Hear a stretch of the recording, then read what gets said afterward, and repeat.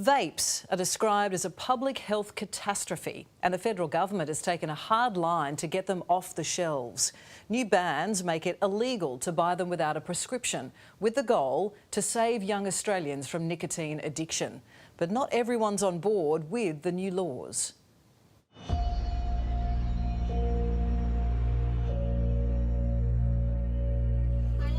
I always thought it wasn't as bad as smoking.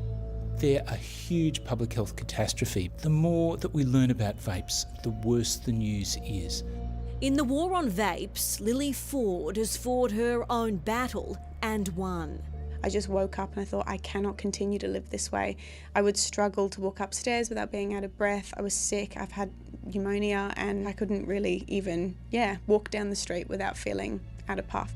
At 22, Lily was so addicted to e-cigarettes she'd pick one up for a puff every 10 minutes.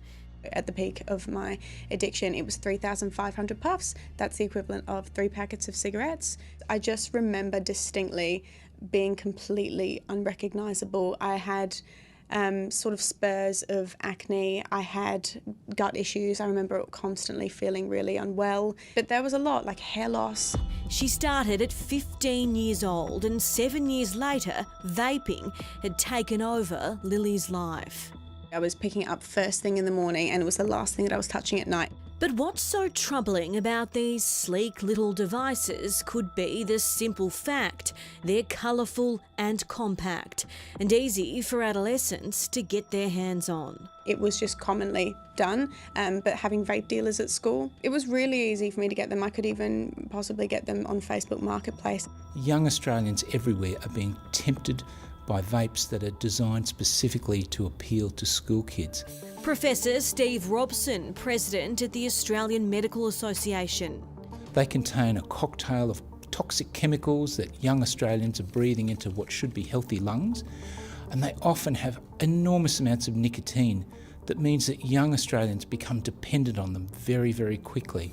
He's elated the federal government's banned the sale of vapes in corner stores and tobacconists.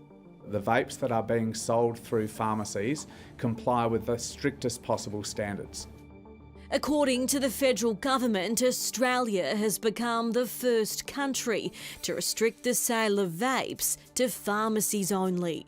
So the laws are designed to make sure that e-cigarettes take their place as a smoking cessation aid. That means vaping should no longer be seen as a recreational thing to do, but a way to stop smoking nicotine altogether. If you want them, you need to get some discussion with a pharmacist about giving up vapes. On July 1, it became illegal for retailers to sell vapes. A doctor's prescription is needed to buy them at pharmacies. They'll also look and taste different, flavours limited to tobacco, mint and menthol. The law changes again on October 1. Adults will no longer need a prescription, but will have to be counselled by a pharmacist on their need to quit. The way that the laws were able to pass through the Parliament has meant some compromise. They're not as strong as they could have been, but we cannot let perfect be the enemy of good.